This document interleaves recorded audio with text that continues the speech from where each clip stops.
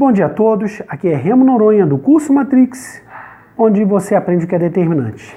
Vamos aí da primeira lei de Newton, ou seja, a tal da inércia, beleza? Vamos ver como é que a gente consegue entender disso.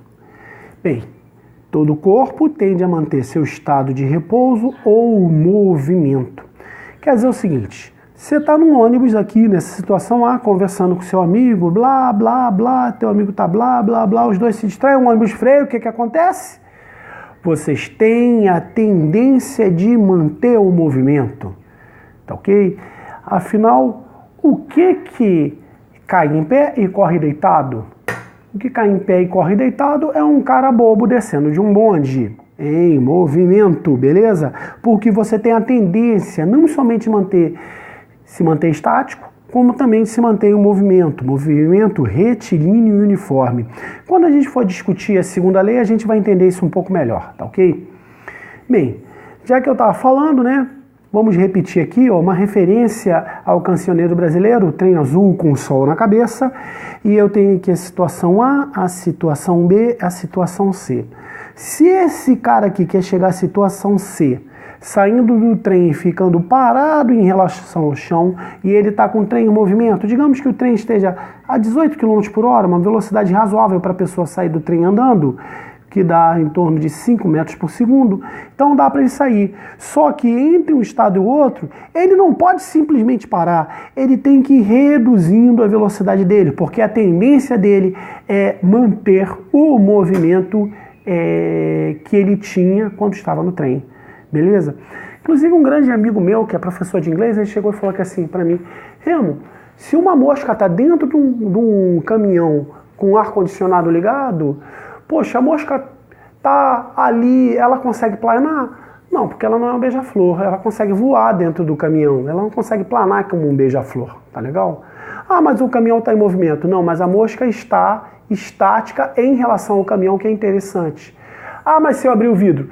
Se você abrir o vidro, vem uma lufada de vento que vai desequilibrar essa mosca, beleza? Então, quando você fala que você está parado ou em movimento, depende do seu referencial, vamos lembrar disso. Bem, aqui tem o seguinte, tá? Esse carro vermelho está indo para cá e o carro azul está indo para cá. Aonde é que você vai colocar o guardrail? No lado A ou no lado B? Bem, a tendência é de você manter a linha do seu movimento. Então o guardrail do lado B é muito mais importante, porque esse carro aqui, se ele patinar, infelizmente ele vai para a contramão. Mas esse carro aqui, opa, tá muita informação, né? Deixa eu tirar um montão de linha que eu coloquei para a gente rever essa questão, que é o seguinte. Se esse carro vermelho está indo para cima e o carro azul está indo para baixo, tá ok? Ou seja, um está indo para o norte, outro indo para o sul. O guardrail mais importante é esse aqui. Porque a tendência desse carro que está descendo para o sul é de ir reto, de manter o estado de repouso ou movimento. Você precisa de uma força aqui, a gente sabe que o nome dessa força é a força centrípeta, que faz esse carro poder fazer a curva. Então, o carro azul claro, se ele patinar, ele vai patinar para fora da pista e é interessante ter o guardrail. O carro vermelho, se ele patinar, ele infelizmente vai patinar na direção da contramão e isso pode ter consequências muito graves.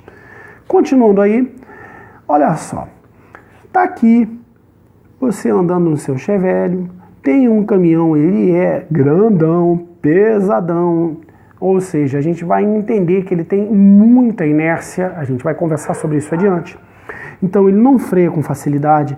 Essa distância que o caminhoneiro mantém do seu carro, ela é importante. Se ele anda colado, ele está colocando todo mundo em risco. Aí você vê o boi da cara preta aqui. Bem, se bem que isso aí está mais parecendo com os carneirinhos do Exupéry, no Pequeno Príncipe. Mas enfim, então esse carro azul ele tem que dar uma freada, tá? Ele vai ter que ter uma aceleração contrária aqui. Ou seja, ele vai ter que frear. Agora, a tendência do caminhão continuar o movimento é muito grande, porque ele tem mais inércia do que o teu carro. Então, manter a distância entre vocês e o carro da frente é prudente, não é uma recomendação boba, ok? Seguindo aí, tá aí, você upa, o cavalinho sem medo, De repente esse cavalo para porque vê esse obstáculo aqui. Meu caro, a tua tendência é ser projetado, porque como você está mantendo um movimento retilíneo uniforme, o teu corpo quer manter esse movimento, tá ok? Esse que é o conceito de inércia, beleza? Seguindo aí, não tem jeito, né? A piadinha, né? Um corpo largado no sofá tem de ser mantido onde está. Basicamente é o seguinte, se você está estático em relação a um sistema referencial, a sua tendência é de ficar aí. Se por um acaso você quiser se movimentar, você vai ter que ter algum esforço, vai ter que fazer alguma força.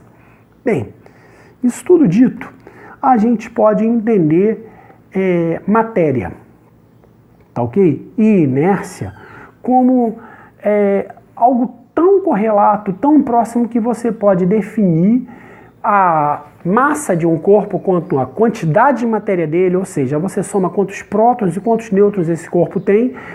Elétron tem uma massa relativamente desprezível se você comparar do próton e do nêutron, a gente já discutiu isso no canal. Então, você diz que a massa de um corpo é a quantidade de matéria dele. Tá legal? Uma outra definição de massa de um corpo é a relação direta que você tem da inércia, ou seja, quanto mais massa um corpo tem, maior a inércia dele. É muito mais fácil você frear um Fusca do que você frear um caminhão Scania carregado, tá legal?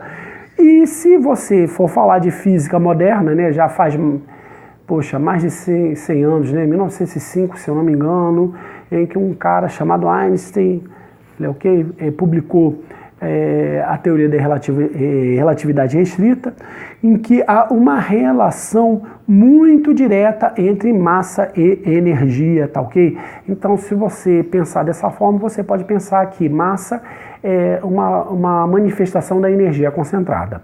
Legal? Então, o que fica daqui é esse segundo conceito.